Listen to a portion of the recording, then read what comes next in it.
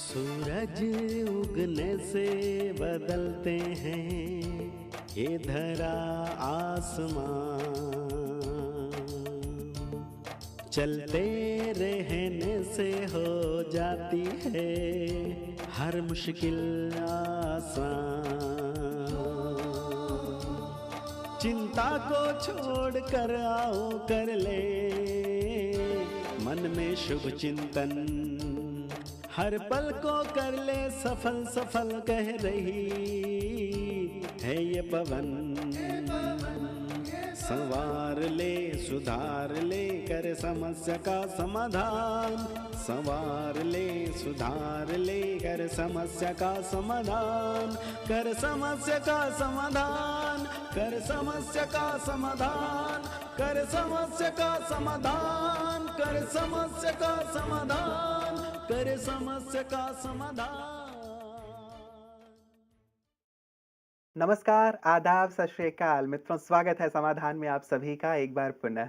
कैसे हैं आप सभी? निश्चित रूप से बहुत अच्छे होंगे, खुशहाल होंगे, क्योंकि लगातार समाधान परिवार आपको दुआएं और शुभकामनाएं दे रहा है, आपके लिए योग कर रहा है कि हमारा ये परिवार, न केवल हमारा समाधान परिवार बल्कि समूचा विश्व परिवार सुखी हो, संपन्न हो, शांत हो और सभी प्रकार की समस्याओं से मुक्त हो। हम लोग पहले भी कहा करते थे, आपको याद होगा कि कश्मीर से लेके कन्याकुमारी तक और कोहिमा से लेके कच्छ तक कोई भी दुखी ना हो, अशांत ना हो, और न केवल भारतवर्ष में बल्कि ऑस्ट्रेलिया से लेके अमेरिका तक या उत्तरी ध्रुव से लेके दक्षिणी ध्रुव तक किसी के पास कोई भी समस्या न रह जाए, क्योंकि पूरा ही विश्व एक परिवार है। और परिवार में यदि कोई सदस्य दुखी होता है, अशांत होता है, समस्या से ग्रस्त होता है, तो परिवार के सभी सदस्यों की जिम्मेवारी होती है कि उसकी तकलीफ को दूर करें। ठीक उसी तरह जैसे शरीर के किसी अंग में कोई तकलीफ है तो वो पूरे शरीर की तकलीफ होती है, केवल उस अंग की तकलीफ नहीं होती। ऐसी ही एक विशाल भावना, एक विराट भावना अब पैदा होता चला जा रहा है और इसी की वास्तव में आवश्यकता है। हम सब योग भी कर रहे हैं, सुबह 6 बजे, शाम को 6 बजे, उसके भी सुंदर वाइब्रेशन सभी को मिल रहे हैं। इसकी बहुत ज़्यादा आवश्यकता है। आप सब सिंसियरली ये कर रहे हैं, परिवार के रूप से ये कर रहे हैं, इसके लिए आप सभी साधुवाद के पात्र हैं। ये सब जारी रखिएगा। आइए इन्हीं शुभकामनाओं के साथ आज की इस कड़ी की शुरुआत करते हैं। राधा जी, बहुत बहुत स्वागत और अभिनंदन है। थैंक्स। राधा जी, एक जो विशाल भावना है वसुधैव कुटुंबकम की, ये भारतवर्ष से निकली हुई भावना, बड़ा अच्छा लगता है कि सब हमारे हैं, सभी निश्चिंत हों, सुखी हों, शांत हों। क्या कहेंगे इस पे?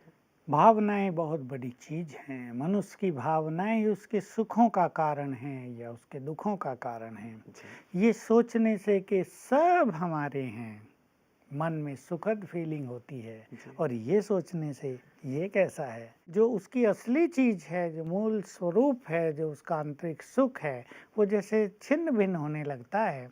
तो हम अपनी भावनाओं को बहुत पॉजिटिव करें और इसका भी प्रवाह संसार में दूर दूर तक फैलता है, क्योंकि जैसी हमारी भावनाएं होती हैं वैसे ही हमसे चारों ओर वाइब्रेशंस भी निकलते हैं। बिल्कुल। तो भ्राता जी, यही जो भावनाएं हैं, इन्हें हमेशा कैसे पॉजिटिव रखें? जब एक विश्व के स्तर पे देखते हैं, कई बार ये सहज हो जाता है, लगता है कि हाँ, सारे विश्व में शांति हो, सुख हो, सभी आनंदित हों।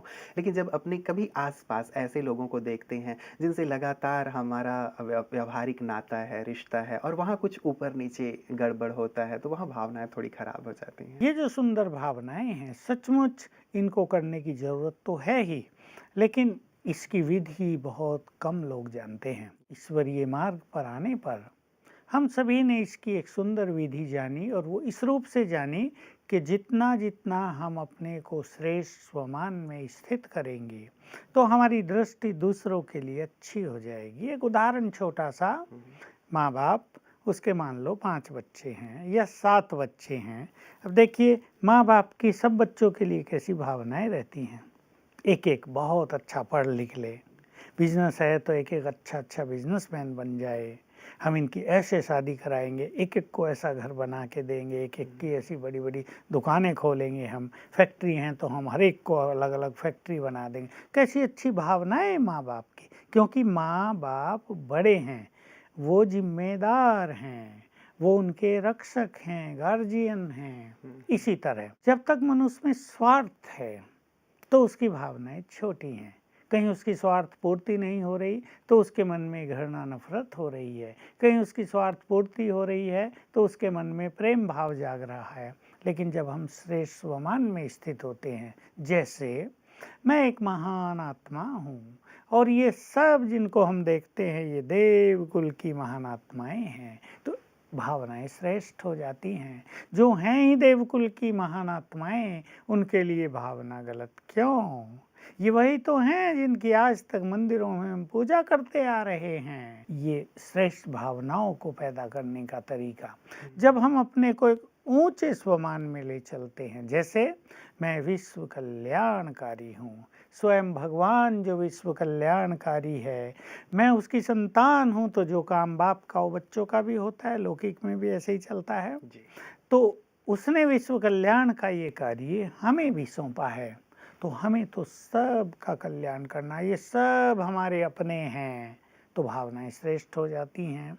ऐसे तीसरा बहुत अच्छा हमारा स्वमान है, पूर्वज हैं हम बड़े हैं, तो बड़ों को हमेशा छोटों की ओर स्वीट नज़र रखनी होती है, देने की भावना रखनी होती है। तो जैसे जैसे हम इस गुड फीलिंग में आते हैं, मैं पूर्वज हूँ, तो देने की भावना बढ़ने लगती है। दूसरों की छोटी छोटी बातें हमें टच नहीं करती फिर, क्योंकि हम हो गए बड़े और वो हैं छोटे। जैसे छोटे बच्चे कुछ गलती करते रहें तो बड़े उसको ज़्यादा माइंड नहीं करते, छोटे बच्चे हैं, ठीक है, धमका दिया, थोड़ा कुछ कह दिया, लेकिन हैं तो छोटे बच्चे। तो ठीक ऐसे ही हम पूर्वज बड़े, तो दूसरों की छोटी छोटी बातें हमारी भावनाओं को चेंज नहीं करती, पर हम तो बड़े हैं, तो हमें तो सबको अच्छी भावनाओं का दान देना है। और ये गुड फीलिंग रहती है अपने अंदर कि हमारी अच्छी भावनाएं भी इन्हें सुख देंगी। हमारी अच्छी भावनाएं, जिसको दूसरा शब्द यूज करें, दुआएं बन जाती हैं। ये हमारी दुआएं इनको सफलता की ओर ले चलेंगी। ये हमारी दुआएं इनके मार्ग के जो बाधाएं हैं, रोड़े हैं, उनको हटा देंगी। हमारी दुआएं इनको सफल करेंगी हर फील्ड में। तो ये तरीके हैं भावनाओं को सुंदर बनाने के। बिल्कुल, मतलब भ्राता जी अपने स्तर पर अपने आप को बहुत ऊंची स्मृति दिलाने की आवश्यकता है, एक ऊंची स्थिति बनाने की आवश्यकता है, और वो हम सबको करना चाहिए। कई बार भ्राता जी लोग ऐसा भी कहते हैं कि हमें करना होगा, सोचने से ही क्या हो जाएगा। चलिए भावना के स्तर पे एक आध्यात्मिक लोग इस बात को समझ सकते हैं, तो इस बात को कैसे समझाया जा सकता है या समझा जा सकता है? मान लो हमारे देश का प्राइम मिनिस्टर है, देखिए उसकी भावनाएं संसार तक पहुंचेंगी। मान लो उसके मन में भावनाएं हैं कि मुझे सबके लिए कुछ कल्याणकारी काम करने हैं जिसमें सबको सुख मिले, कि मुझे ये काम अच्छा देश के लिए करना है, तो भावनाएं कर्म करने के लिए प्रेरित करेंगी ना। पहले तो मनुष्य के मन में एक विचार ही उठता है ना, कर्म में उसका मूर्त रूप मनुष्य बाद में देता है। तो वास्तव में मन की श्रेष्ठ भावनाओं से अच्छे वाइब्रेशंस भी फैलते हैं। जो ईश्वरीय ज्ञान पे चल रहे हैं उन्हें जानना चाहिए, भगवान के महावाक्य हैं कि तुम्हारी विश्व कल्याण की भावना भी विश्व का कल्याण करेगी। बहुत बड़ी चीज है, लेकिन संकल्प ही पहले आता है, कर्म बाद में होते हैं। अगर भावना श्रेष्ठ है तो कर्म श्रेष्ठ होंगे ही। परिवार को संभालना भी कितना कठिन काम हो जाता है। देश जो एकदम गिरावट की ओर चला गया था, हर चीज बिगड़ चुकी थी, उसको सुधारना 1-2 दिन में नहीं होगा, उसमें समय लगेगा। लेकिन अगर उस मनुष्य की भावनाएं बहुत श्रेष्ठ हैं, निस्वार्थ हैं और दूसरों को ही देने की भावना है, तो वो व्यक्ति अपने प्रयोजन में सफल अवश्य होगा, ये निश्चित है। मतलब भले देर लगे लेकिन अच्छे दिन आएंगे जरूर। बिल्कुल, चलिए हम उम्मीद रखते हैं भ्राता जी। कई लोग थोड़े से उतावले हो जाते हैं कि अच्छे दिन हैं कहाँ, वो वायदा किया गया था अब दिखाई नहीं दे रहे हैं। निश्चित रूप से यदि बीमारी बहुत क्रॉनिक हो, सुधार करने में, ठीक होने में थोड़ा वक्त तो लगेगा ही। भ्राता जी कुछ हमारे पास मेल आए हुए हैं। ये पहला मेल भ्राता जी हमें मारिया ने मलेशिया से भेजा है और ये कहती हैं, I am a BK since April 2003. These days I am facing very critical problem. An evil spirit is giving me trouble which comes and sits on neck, especially before I sleep and also daytime. I feel sleepy and cannot do anything. If I do 2 hours yoga, it will trouble me 2 days. So many methods I did, but it is too powerful for anybody. Please guide me what to do. ये मरिया जी Malaysia से इन्होंने ये लिखा है। ये जो bodiless souls की समस्याएं हैं ये विदेशों में भी बढ़ती ये जा होती रही हैं हैं, व्रता जी? बहुत बढ़ती जा रही मैंने है। सोचा था भारत में ही शायद। मलेशिया के पास तो बाली टापू है, वहाँ तो बस बुरा ही हाल है लोगों का। जैसे भारत का कलकत्ता प्रसिद्ध था ना बंगाल का काली जादू, जादू के लिए। बंगाल का, वैसे ही बाली का जादू भी वहाँ बहुत ही खतरनाक रूप से प्रसिद्ध है। इसलिए ये तो जहाँ तहाँ चल रहा है, विदेशों से भी हमको फ़ोन आते हैं। जी। भले ही जो दूसरे ढंग के लोग हैं, हाईली एजुकेटेड हैं या कुछ वैज्ञानिक हैं, इन चीज़ों को मानते नहीं हैं, पर एक्चुअली जब ये चीज़ सामने आने लगती हैं तो उस चीज़ को चाहे तर्क न दिए जा रहे हों उनके लिए, लेकिन स्वीकार तो करना ही पड़ता है। और ऐसे केसेस हमारे पास भी बहुत ज़्यादा आने लगे हैं और मैं हमेशा एक छोटी सी राय इन सबको सजेस्ट करता हूँ कि जब भी आपको ऐसा कुछ फील होने लगे, मैं मास्टर सर्वशक्तिवान हूँ 7 बार करो। मेरे पास बहुत अच्छे अच्छे अनुभव हैं। एक छोटा सा अनुभव सुना देता हूँ। बच्चा एक 7 साल का, उसकी दादी ने मुझे फ़ोन किया कि हमारा बच्चा रात को डरता है और कहता है मेरे पास भूत आते हैं। अभी पहले तो लोग ऐसे ही मजाक करने लगे, भाई बच्चे को कुछ भी दिखता होगा भूत कह दिया, उसे क्या पता भूत क्या होते हैं। लेकिन जब वो ज़्यादा डरने लगा तो उसकी दादी ने मुझे फ़ोन किया। मैंने उसे कहा, बच्चे से बात कराई। मैंने कहा तुम ऐसा करना, तुम जानते हो ना शिव बाबा के बच्चे हो? कहा हाँ। तो मैंने कहा तुम हो मास्टर सर्वशक्तिवान। मैंने रिपीट करा दिया अपने बच्चे को भी हाँ, सिखा बच्चे को पक्का करा दिया। 2-4 बार बुलवाया और उसको बताया कि तुम सोने से पहले 7 बार करना। बस उसने शुरू किया और पहले दिन से भूत आने बंद हो गए। और फिर वो बच्चे को लाई थी उसकी दादी, मेरे से मिलाया और बच्चे ने खुद बताया अब क्या होता है कभी कभी कि भूत मेरे कमरे में आ रहा है, मुझे रात को दिखता है और मैं उसे कहता हूँ मैं मास्टर सर्वशक्तिवान हूँ और भूत भाग जाता है, भाग जाता है। तो ये ऐसी चीजें हैं, ये तो क्योंकि हनुमान चालीसा जैसा हो गया वैसे। ये चीजें बॉडीलेस है ना, ये आत्माएं, तो हमारे हर वाइब्रेशंस को ये देख सकती हैं, फील कर सकती हैं। तो मास्टर सर्वशक्तिवान के संकल्प से बहुत शक्तिशाली वाइब्रेशंस चारों ओर फैलने लगते हैं। तो ये इसका सबसे सुंदर समाधान है। ये जब भी योग में बैठें तो 7 बार ये याद करके बैठें। ये वैसे भी अपने चारों ओर एक ऑरा क्रिएट कर लें रोज सवेरे। सिंपल सी ये विधि है, प्रभा मंडल इसे कहते हैं, जो हमारे चारों ओर एक शक्तियों का घेरा बन जाएगा। ये 7 बार याद करें, मैं मास्टर सर्वशक्तिवान हूँ और मेरे से शक्तियों की लाल किरणें फैल रही हैं, चारों ओर एक पावरफुल ऑरा बन गया है। बस इस ऑरा में कोई भी ऐसी भटकती आत्मा आएगी नहीं और इनकी ये समस्या समाप्त हो जाएगी। फिर उस बात पे नहीं ज़्यादा जाना चाहता, विश्वास करें या ना करें। कई लोग ऐसा भी सोचते हैं ये सब मनगढ़ंत बातें हैं, कल्पनाएं हैं। देखो सच बताऊं तो हम भी ऐसा ही मानते थे। जब हमारी समाज में हुआ वहाँ इन चीज़ों की कोई मान्यता नहीं थी, पहले से ही था। लेकिन जब बहुत केस आने लगे, लोगों की ये समस्याएं आने लगी, प्रैक्टिकल देखने लगे कि बीमारी छोटी सी है, बुखार है और वो ठीक ही नहीं हो रहा है और डॉक्टरों की समझ में ही नहीं आ रहा है कि करें तो क्या करें। घर में कुछ और चीज़ें हो रही हैं, बर्तन इधर से उधर उड़ के जा रहे हैं, तो ये कुछ कल्पना तो नहीं हो सकती। तो सोचना पड़ा कि कुछ तो है। और फिर जब हमने उनको ये ऐसे ऐसे उपाय कराए मास्टर सर्वशक्तिवान के, तो वो चीज़ें ठीक होने लगी। मैं भी एक दिन गया छत पे, अब मुझे लगा कि मैं भी सोऊं बाहर अच्छी ठंडी हवा में। अब उस दिन कोई भी बाहर नहीं सोया हुआ था, अब मैं जाके सोया। अब जैसे ही मुझे नींद आने को थी तभी मुझे बहुत भारीपन महसूस होने लगा कि जैसे कोई मेरे ऊपर बैठ गया हो। तो अब मुझे बड़ा अजीब सा लगा। मैं बोलना भी चाहता था, चिल्लाना भी चाहता था, लेकिन मैं चिल्ला नहीं पा रहा था। तो उस चीज़ को मैं समझ नहीं पाया कि वो चीज़ है क्या। थोड़ी समय के बाद जब थोड़ा हल्कापन आया तो मैंने अपना बोरिया बिस्तर समेटा और मैं भाग के कमरे में चला गया। तो ये साइंस इसे कैसे सिद्ध करेगा? या होना होता तो हमेशा होता, नहीं हो रहा है तो एक नहीं, दिन कभी हमेशा हुआ, तो ये होगा ही चीज़ नहीं। हाँ, कैसे समझी जाए? देखिए कुछ ये चीज़ें सूक्ष्म हैं और साइंस की अप्रोच से बिल्कुल परे हैं, क्योंकि आत्मा साइंस का विषय नहीं है। वो फिजिक्स है तो फिजिकल चीज़ें ही उसका विषय है, भौतिक है, भौतिक जो प्रकृति है यही उसके विषय हैं। लेकिन ये हैं ज़रूर, ये बात तो माननी ही पड़ेगी। कोई इसको जानता है, कोई इसको नहीं जानता। घर-घर में इसकी आपदाएँ होती रहती हैं आजकल।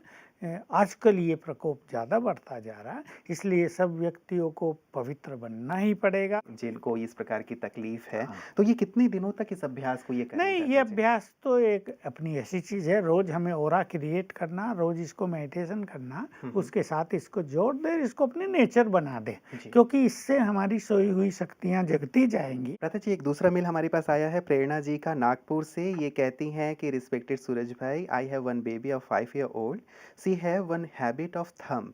सी always keep her thumb in her mouth, so please tell me how to do meditation for her. ये अब तो ये बच्चे कितने समय तक अपना अंगूठा रखते हैं मुंह में? बच्चे तो अंगूठा चूसने में उनको रस मिलता है एक, जी। जिसको एंजॉय करते हैं। और एक बार मिल गया वो रस तो फिर वो लगातार चलता रहता है। हाँ। लेकिन उसकी आदत को छुड़ाने के लिए इन्हें फिजिकली कुछ करना पड़ेगा। जी। हाँ, जैसे उसके अंगूठे को बांध दिया जाए, कुछ कपड़ा आदि बांध देते हैं ताकि वो उसको मुंह में न ले सके। अगर इनको करना ही है, केवल एक अभ्यास करेंगे कि उसे आत्मा देखकर दृष्टि डालेंगे, उस पर दृष्टि देंगे जी। और खुद संकल्प करेगी मैं मास्टर सर्वशक्तिवान हूँ और ये बच्चा इस आदत से मुक्त हो जाए।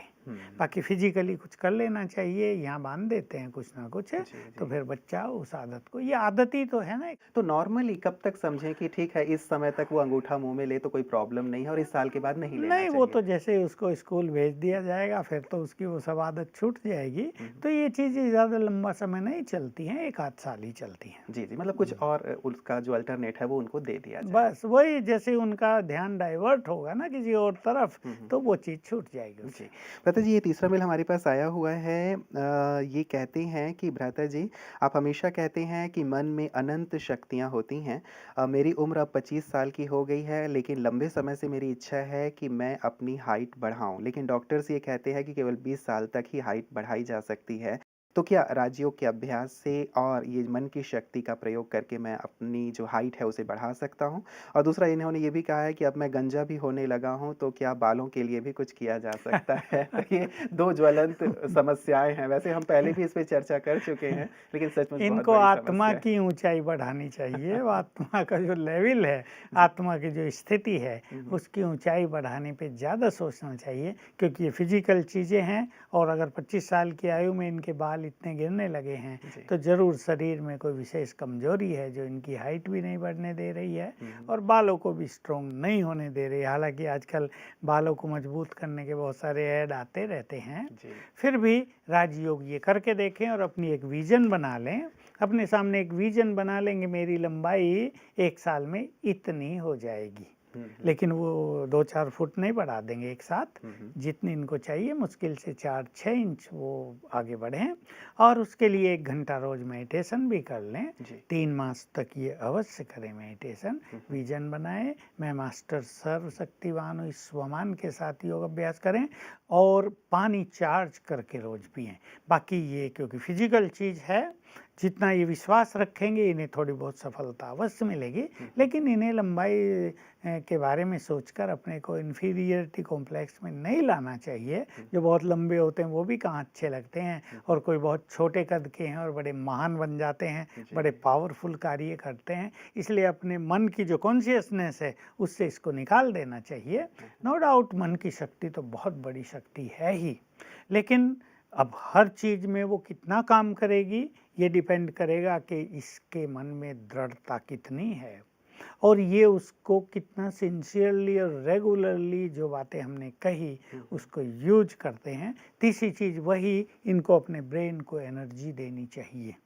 तो वही 4 चीज़ें जो हम बीमारियों के लिए बताते हैं, रात को सोते समय विजन बनाना, पानी चार्ज करके पीना, ब्रेन को एनर्जी देना और 1 घंटा पावरफुल योग करना। साथ साथ अपने अंदर बहुत विश्वास कि 1 साल में ये इतनी ऊंचाई मेरी बढ़ जाएगी, तो जरूर इनको गुड रिजल्ट मिलेगा। तो मुझे लगता है ऐसे लोग बहुत सिंसियर होते हैं कि हाँ, नहीं, बढ़ाना ही है, बिल्कुल मुझे बढ़ाना करना है ही तो। है, येन हाँ, केन प्रकारेण जहाँ बिल्कुल, से भी बिल्कुल। युक्ति मिल जाए। हाँ। तो मुझे लगता है इस पे फोकस तो रहेंगे, खास करके। और जो बालों की बात है भ्राता जी, सचमुच आजकल समस्याएं बहुत बढ़ रही हैं। बच्चों के भी बाल सफ़ेद हो जाते हैं, झड़ने शुरू हो जाते हैं, और खास करके इस उम्र में जबकि बिल्कुल यंग हैं, और अभी यदि उनकी शादी ना हुई हो तो और ज़्यादा उनको लग रहा होगा कि अभी तो मैं यंग हूँ और बाल क्यों झड़ रहे हैं। क्या कुछ स्पिरिचुअल प्रैक्टिसेस हो सकते हैं? देखिए, ब्रेन को एनर्जी देना इसकी सबसे अच्छी प्रैक्टिस हो सकती है, जी। क्योंकि सब कुछ तो ब्रेन से ही है हुँ। और बाकी बढ़ ही रहा है। ये बहुत सारा बहनों में बढ़ गया है, ये भी ये हार्मोन्स की कुछ गड़बड़ है या क्या है, ये तो डॉक्टर ज़्यादा बता सकते हैं। लेकिन फिर भी ऐसे प्रयोग करते रहना चाहिए और सफलता तो किसी न किसी सीमा तक मिलती ही है। भ्राता जी, हमारे पास अगला मेल आया है अमृतसर से। ये कहती हैं कि मैं अमृतसर से बोल रही हूँ, मैं आपका प्रोग्राम डेली देखती हूँ। मेरा क्वेश्चन सूरज भाई जी से ये है कि मेरा फेस बिल्कुल ठीक नहीं रहता। यहाँ तक कि मैंने 7 महीने तक एमडी डॉक्टर्स और आयुर्वेद से भी मेडिसिन ली है, लेकिन फिर भी कोई फ़र्क नहीं पड़ा। मेरे फेस पर बहुत सारे पिंपल्स रहते हैं, सारे साल ही यही हाल रहता है। क्या आप राजयोग द्वारा मेरे पिंपल्स को सही करने का कोई समाधान बता सकते हैं? ये बिन्नी जी हैं जिन्होंने अमृतसर से हमें ये भेजा है। और ख़ास करके लड़कियों के लिए बड़ी समस्या हो जाती है भ्राता जी कि चेहरे पे यदि दाग हो जाएँ, पिंपल्स हो जाएँ, तो उन्हें लगता है कि अब कैसे घर से बाहर निकलना, या फिर उनकी कॉन्फिडेंस लेवल में कहीं न कहीं एक हाँ, अंतर ये ज़रूर तो आ है। जाता है। वही चीज़ें ये भी यूज़ करेंगी राज्यों की। हुँ, हुँ। दोनों हाथ मलते हुए जी। मैं मास्टर सर्वशक्तिवान हूँ, दोनों हाथ अपने फेस पे रखें या घुमा लें। हुँ, हुँ। धीरे-धीरे एनर्जी देंगे और संकल्प करेंगे जो दाग धब्बे हैं ये सब समाप्त हो जाएँ। ऐसा करना है। पानी चार्ज करें या जो भी फेस वॉश ये यूज़ करती हैं या कोई भी चीज़ जो ये लगाती हों, हुँ, हुँ। उसको ये चार्ज कर लें। मैं मास्टर सर्वशक्तिवान हूँ, इस स्वमान से फिर लगाएं या फिर धोएं, उसका बहुत अच्छा इफेक्ट होगा। क्योंकि ये सब चीज़ भी ब्रेन से ही कंट्रोल्ड हैं। जी। वही 10 मिनट अभ्यास करके मैं मास्टर सर्वशक्तिवान हूँ, जिसकी चर्चा हम करते रहे हैं, 3 बार अभ्यास करके अपने दोनों हाथ दाएं बाएं ब्रेन पे रखेंगे। हुँ, हुँ। ऐसा 1 मिनट रखेंगी, आंखें बंद करेंगी, फील करेंगी मेरा ब्रेन इससे परफेक्ट हो रहा है। हुँ, हुँ। ऐसा 10 बार और यही एनर्जी अपने फेस पर भी देगी। तो निश्चित रूप से, क्योंकि ब्रेन ही सब कुछ कंट्रोल करता है, हुँ, हुँ। तो ये सब चीज़ ठीक हो जाएगी। और साथ में ऐसा भी अभ्यास ये करें, जब योग अभ्यास करें, कि पवित्रता के सागर से पवित्रता की किरणें मुझ आत्मा को आ रही हैं और मुझसे फैल रही हैं पूरे फेस में, जैसे सफ़ेद किरणें पूरे फेस में अंदर अंदर और ब्रेन में भरती जा रही, फैलती जा रही और वो सब कुछ क्लीन कर रही हैं, डिसेंट बना रही हैं। ऐसा संकल्प भी करें। तो ऐसे प्रयोग करने से कुछ दिन बहुत अच्छी तरह 3 मास का लक्ष्य बना लें, कॉन्फिडेंटली करें, रेगुलरली करें, तो गुड रिजल्ट ज़रूर मिलेगा। भ्राता जी, हम लोग पहले भी शायद बात कर चुके हैं, क्या हार्मोनल इम्बैलेंस के कारण ज़्यादातर ये हो जाता है? तो हार्मोन्स बिल्कुल बैलेंस्ड हों ताकि ऐसा कोई जो इफ़ेक्ट देखने में आता है, जो हम नहीं चाहते हैं वो ना हो। तो क्या राजयोग के द्वारा ये हार्मोनल जो इम्बैलेंस है, उसे भी कुछ ठीक किया जा सकता है? परमात्मा की शक्तियाँ लेकर उसको पूरी देह में फैलाना, हुँ, हुँ। एक तो ये उसका बहुत अच्छा तरीका है। जी। दूसरा, पानी को चार्ज करके पीना। एक आधा घंटा रोज इस शरीर के लिए योग अभ्यास करेंगे। 2 स्वमान के साथ, मैं मास्टर सर्वशक्तिवान हूँ और इस देह प्रकृति की मालिक हूँ। तो कुछ योग बल से, कुछ चार्ज पानी से और परमात्मा की जो किरणें हम लेके पूरे शरीर में फैलाएंगे, उससे ये हार्मोन्स पुनः संतुलित हो जाते हैं। हुए हैं बहुतों के, हमने भी इसके एक्सपेरिमेंट कराए हैं, क्योंकि कई कन्याओं को और कई लड़कों युवकों को भी इसमें कई समस्याएं होती रहती हैं। तो ये सब प्रयोग कराने से बहुत लोग ठीक हो गए, नॉर्मल हो गए हैं, बिल्कुल। चलिए, बहुत-बहुत शुक्रिया भ्राता जी। उम्मीद रखते हैं कि ये सब भी बहुत जल्दी से ठीक जल्दी हो जाएंगे। ठीक हो जाएँ। आपका बहुत-बहुत शुक्रिया। मित्रों, समस्याएँ तो कई प्रकार की हैं, चाहे इन्होंने रखा था कि अब चेहरे पे बहुत सारे पिंपल्स होने लगे हैं, यद्यपि ये एक हार्मोनल इम्बैलेंस की भी बात हो सकती है, या किसी की हाइट नहीं बढ़ रही है, या सिर के बाल झड़ने लगे हैं, या फिर एक इविल स्पिरिट की भी बात जिसकी आज हम लोगों ने चर्चा की है। अलग-अलग प्रकार की ये समस्याएँ हैं, लेकिन यदि कहा जाए कि राजयोग का यदि अभ्यास हम करते हैं, तो निश्चित रूप से चाहे वो हार्मोनल इम्बैलेंस की बात है, वो भी संतुलित होती चली जाती हैं, या हम जिस प्रकार की की इच्छा या कामना रखते हुए जो हमारे हित में है, कल्याण में है, उसमें राजयोग अवश्य हमें मदद करता है। तो आप राजयोग का गहन अभ्यास करें और जैसे हम लोगों ने शुरुआत की थी कि सबका कल्याण हो, तो एक बहुत सुंदर श्लोक हमारे यहाँ कहा जाता है, हमारी संस्कृति में शामिल है कि सर्वे भवन्तु सुखिनः, सर्वे सन्तु निरामयाः, सर्वे भद्राणि पश्यन्तु माँ कश्चित् दुर्भाग् भवेत्। इसी श्लोक को अपने जीवन में शामिल करें और अपनी भावनाओं को भी ऐसी सुंदर बनाएं। तो जब हम दूसरों के लिए ऐसी सुंदर भावनाएं रखेंगे तो निश्चित रूप से ये जो हमारी छोटी छोटी समस्याएं हैं वो भी दूर होती चली जाएंगी। आप सब एक सुंदर भविष्य की ओर आगे बढ़ें, स्वस्थ रहें, खुशहाल रहें। इन्हीं शुभकामनाओं के साथ नमस्कार।